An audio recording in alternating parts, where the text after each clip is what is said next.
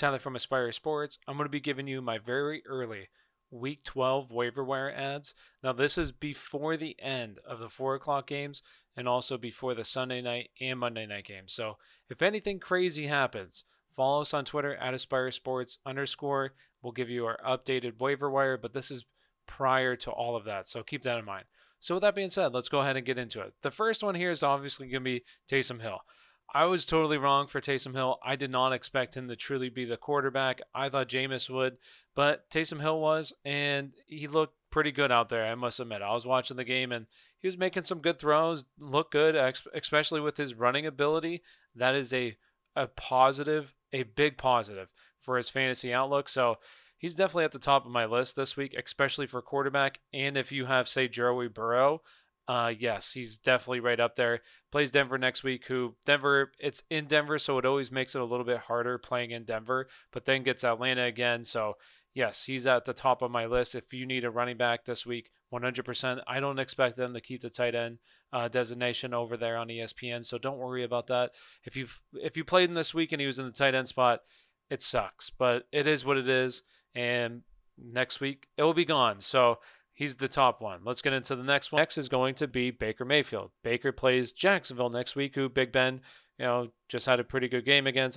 And Jacksonville was missing a lot of defensive backs at the end of the game. A lot of them were getting hurt. I don't know how serious these injuries were, but they were out a couple defensive backs heading into the game, and then also out, got hurt a couple of defensive backs throughout the game. So might be very thin at the cornerback position next week against this team. I think this is a team that's honestly just going to go in there and run the ball, but Baker might get, like in the 15-point range, 12 to 15-point range. So if you absolutely need somebody, he could have a decent week next week.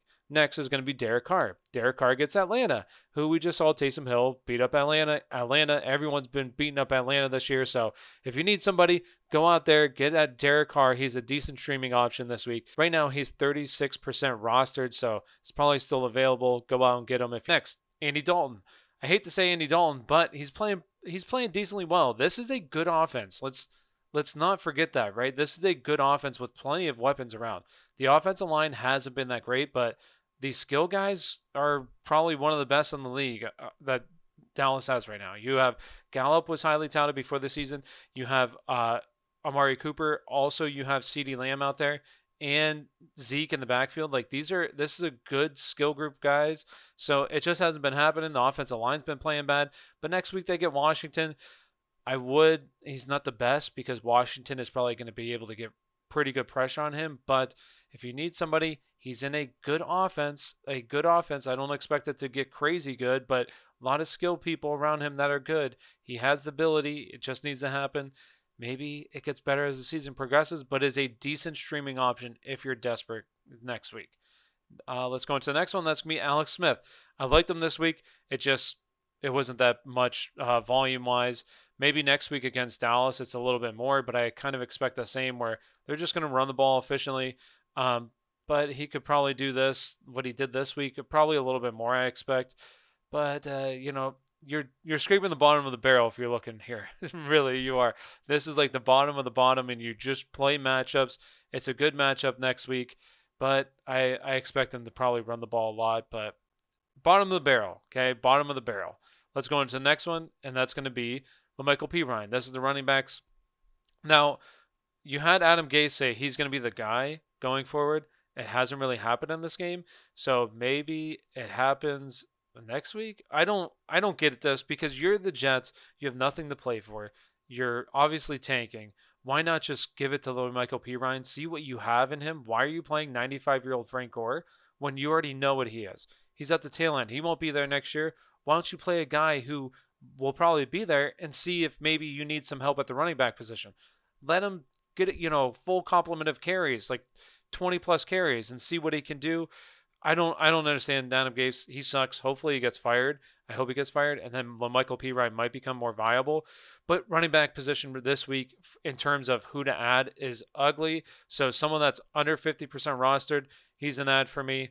Yeah, and you just kind of sit there and hopefully he takes over. But 9 points right now isn't bad. He did have a rushing touchdown, so not bad. The next one here is going to be Cam Akers. I think he's more of just a end of your bench type of ad. I do think if something happens to him, say tomorrow night, obviously disregard this, but if something happens to Darrell Henderson or Malcolm Brown, he becomes like one of the top ads in my opinion. And I think he has really big potential if something happens, say maybe they decide to just turn to him. I think he's a really good running back. I think he was really good in college as well. It's just he needs to get his opportunity. Maybe might get it soon. I don't know, but somebody I would definitely just put at the end of my bench rather than having to try to put a claim in him. That way I have him because I think if he gets an opportunity in this offense, it could be really good. So somebody I would just add at the end of my bench. Next, Michael Pittman Jr. We saw him. He had a big game. Well, not a big game, but big game last week. But this week he had a big reception that went for like a 44, I think, yard touchdown or something. So he's somebody that I think is like the prototype for Phillip Rivers, a big-bodied wide receiver. I think he's 6'4", 220 or something like that. So he's just this big-body possession type of receiver that Phillip Rivers liked. That's Keenan Allen, Vincent Jackson, those type of receivers. So he just fits that mold. So he's somebody that I think Phillip Rivers will rely on going forward. So I think he's a honestly like pretty good season-long ad. So for the rest of the season, he's honestly at the top with Taysom Hill as my ads for this week. So 100% try to go out there and get him only rostered in 43% of leagues. Next is going to be Sammy Watkins. Sammy Watkins right now is 41%. Although I don't know if he's actually healthy because he was supposed to play this week, but then was ruled out with a different injury than what he was previously ruled out. So I don't know what's going on there. This is just a guy who can never stay on the field. But when he's on the field, he's decent, especially if you really need help. But he's decent, plays on the league's best offense. So I do think he's somebody that I would want on my team going forward. If you need help at the wide receiver position, just best offense in the league, why not? Piece of it. Next is going to be Jalen Reagor. Next week plays Seattle. See, we know Seattle's the worst pass defense, if not, well, possibly Atlanta, but still one of the worst pass defenses in the league. It was a disappointment on Thursday night with Arizona, but I do think going forward they're just going to be terrible against the pass. So I do think he's an ad. I don't know. I wouldn't necessarily say he's jumped Fulgham because Fulgham's still getting a lot of targets. I believe he had 8 or 7 targets this past week, this past game against Cleveland. But he's the one who's getting the yards and everything, so maybe he's just the preferred wide receiver option in this offense going forward, and that's somebody that I would definitely want to own. So I think season long, I do think he has some potential, especially if he kind of asserts himself in that role. So somebody I would definitely add and just keep him on my bench for right now, and maybe you have a good option going forward. Next is going to be Rashard Higgins. Now this is just pure. The rest of these are just like who would I play next week kind of thing. Not keep him on my bench for the rest of the season. Next week plays Jacksonville. I watched this game. Literally all the defensive backs in Jacksonville were getting hurt at the end of the game. Like I don't know how many players they're going to have left for next week in that defensive backfield.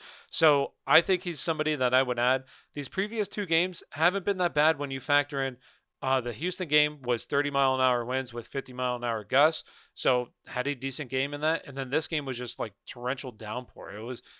It was nonstop rain. So the fact that he had 65 yards isn't too bad. So I think this is somebody that has potential going forward, especially against a bad Jacksonville secondary, just a bad Jacksonville team. So he's somebody I would add. And if you're really desperate at the wide receiver position, I think you can get worse.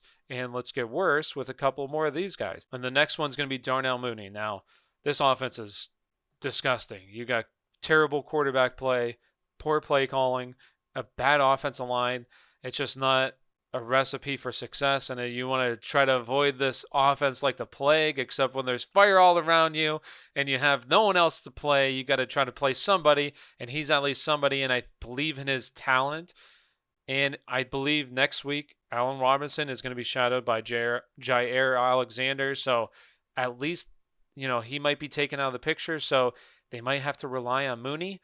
And why not? Because if you're looking here, if you're still watching this and you're like, gosh, I need somebody, this is at least somebody with a pulse, somebody that might be in a good opportunity going against probably Kevin King, who Kevin King is definitely beatable. I think Darnell Mooney can beat him, but it just also relies on the quarterback being able to get him the ball. So he's a desperation play, to say the least. Let's go into the next one. These last 2 are going to be people that are going to be point chasing. So you're going to be point chasing if you play him. Bashar Perryman, yes, he did have a decent game against New England this week, has 1 catch, 49 yards and a touchdown. Might have another catch here or two, but he's going to be somebody. He's going to have a bust. It's going to be an absolute bust with like 0 catches, or a big game with like 2 catches, 80 some yards and a touchdown. That's what it's going to be. So if that's somebody you just are like, okay, I need somebody that I can maybe get a massive week out of, sure. I wouldn't say massive, but a pretty good week off of one play. This is the guy. But if you're like, I need some consistency, which I hope you just go with consistency, then go with some of the other guys. But if you're like, I just need something, then hey, sure. This is something, the guy with the pulse, yeah, go ahead, throw him in the lineup. And the last one for the wide receiver is going to be Damiere Byrd. I don't know if that's how you say his first name, but also a point chasing type of guy where, yes, this game wasn't too bad against the Jets, also against the Jets. This game against Houston, pretty good game. Everybody thought Jakobi Meyers, including myself, was going to be a really good play. Didn't turn out to be that way, but also look at last week against Baltimore. Had 0 catches. So, yes, he might be a good play, but at the same time, if you play him and try to pick him up, make him one of your top claims, you're just chasing points. And I wouldn't recommend it. I think you'll probably be disappointed next week, but if you need somebody with a pulse, then sure, this is somebody else. Let's go into the tight ends where it gets even brutal. Okay, this is brutal. This is under 50% rostered. Okay, keep that in mind. Under 50% rostered. Jordan Reed. I believe in his talent, not so much anymore now that he's getting older and has some injuries, but I still believe in his talent a little bit more than the other guys. And plays on an offense that, utilizes their tight end. It's not a good matchup next week, but there's nobody else for the tight end position. Everybody else probably picked up. So if you're really desperate and he's 14% rostered, so probably still there in your leagues, maybe, then sure, he's a decent guy that's going to run some routes, is going to be on the field, so you might get some production. Go ahead and throw him in there. Next one is going to be Tyler Eifert. Now, this is somebody that I think is a little bit better of a play than Jordan Reed, just because Cleveland just gave up 7 catches, 125 yards, I believe, and 2 touchdowns, 2 tight ends. Cleveland has also struggled against tight ends this season, so I don't think this is a terrible play at the tight end position. Honestly, I don't think it's that bad. I think it's better than Jordan Reed. It's still not good at all, but it's a matchup that's at least good, and they might go back to Minshew if he's healthy next week, which could definitely give him a little bit of a boost, but still don't feel great about it, but tight end is disgusting. And the last one, let's go into Jordan Akins. And this is another one that I think people are just going to be kind of point chasing with. Yes, he did have a decent week this week, but also they definitely try to take away Fuller. It was obviously the game plan for New England. Next week it's Detroit, Detroit actually hasn't been that bad against tight ends. And let's face it, Jordan Akins really hasn't done much all season. So are you going to rely on him? I do think Tyler Eifert's honestly a better play than he is, along with Jordan Reed. So I hope if you're desperate, this is like nobody's there. You're sitting there and you're looking like, oh my gosh, I need to just throw somebody in there. Go ahead and just throw him in there. It is gross, but hey, it's somebody. I'm trying to give you somebody. So with that being said, I hope you won this past week. Hopefully we gave you some good advice. I know all of the advice we don't give is always hits, but we do a lot of research on this, so I put some time into this, and I hope you enjoyed. The waiver wire is here. Not the greatest names, but hey, it's something. I'm trying to give you something to be able to rely on. So that being said, thank you for watching. Hit that like button, subscribe, and have a great day.